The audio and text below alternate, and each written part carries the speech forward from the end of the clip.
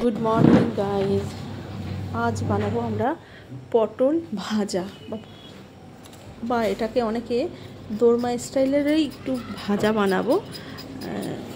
তা পুরো দোরমাটা হবে না পটলের, তার জন্য নিয়ে নেবো কিছু পটল ভালো করে ধুয়ে, তারপরে এর গায়ের থেকে উপরে শুধু খোসাটা হালকা করে ছাড়িয়ে নেব।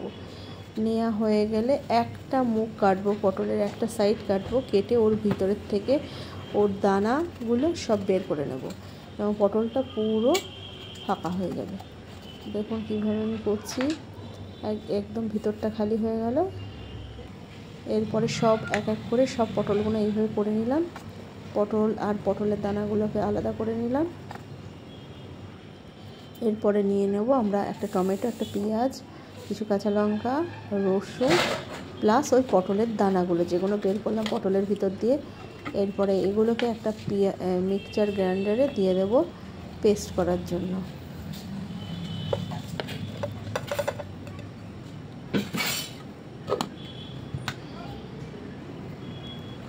এবং এই দিকে ধুয়ে রাখা পটলগুলোকে লবণ আর হলুদ দিয়ে একটু মাখিয়ে রাখবো, যাতে পটলটা একটু নরম হয়ে যায়, তাড়াতাড়ি সিদ্ধ হয়ে যাওয়ার জন্য।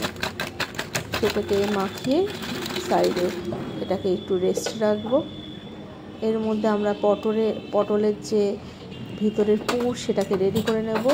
মিক্সচার গ্রাইন্ডারে পেস্ট করা ওই উপকরণগুলোকে আমরা এক এক করে কড়াইয়ে তেল দিয়ে দিলাম, তেল দিয়ে সেই উপকরণগুলোকে দিয়ে দেব, দিয়ে এটাকে ভালো করে ভেজে নেব, যাতে এর ভিতর দিয়ে কাঁচা ভাব দূর হয়ে যায়। এর জন্য দিয়ে দেবো লবণ, হলুদ, জিরে মরিচ, শুকনো লঙ্কা আমি দিইনি, যেহেতু আমি এটা কাঁচা লঙ্কা পেস্ট করেছি। এবার এদিক ওদিক করে একটু নাড়িয়ে নেব।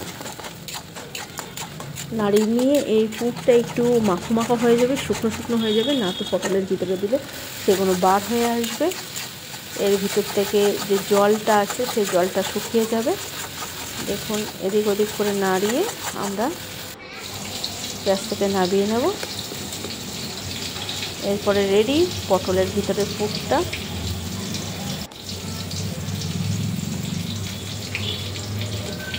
পুরটা একটু গরম ছিল, পুরটা ঠান্ডা হয়ে গেলে এক এক করে আমরা পটলের ভিতরে ভরে নেব।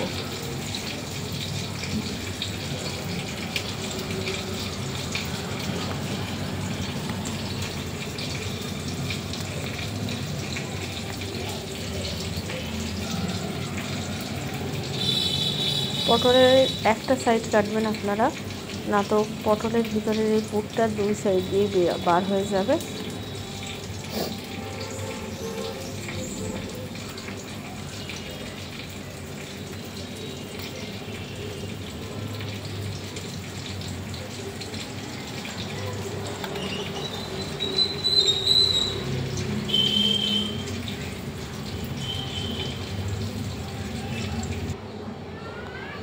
আমার সব পুরগুলো ভরা হয়ে গেল। এবার এটাকে আর একটু মশলা মাখিয়ে রেখে দেব কিছু সময়ের জন্য, যাতে পটলটা ভালো করে নরম হয়ে লবণটা ওর ভিতরে ঢুকে যায় ঠিকঠাক করে, মশলাগুলো ঠিকঠাক করে ঢুকে যায়। এক এক করে সব পটলের গায়ে মশলাটা লাগিয়ে দেওয়ার পর এটাকে কিছু সময়ের জন্য রেস্টে রাখতে হবে।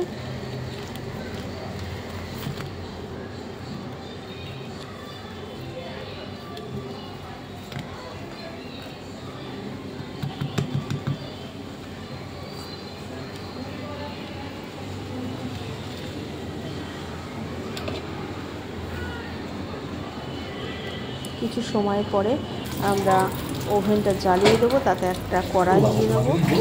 কড়াইটা গরম হয়ে গেলে তাতে দিয়ে দেবো সর্ষের তেল। এটা সর্ষের তেলে ভাজলে বেশি ভালো লাগে গরম গরম ভাতে।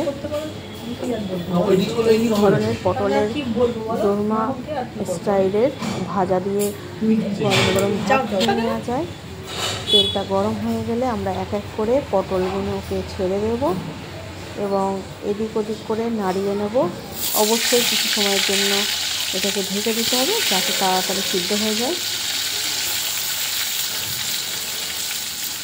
দেখুন এক এক করে সব পটলগুলো আমি ছেড়ে দিচ্ছি।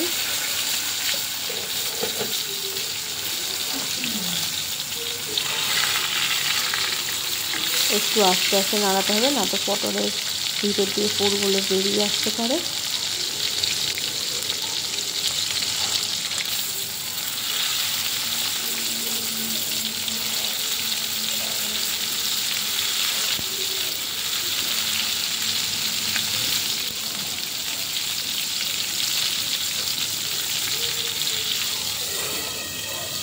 ঢেকে দেবো।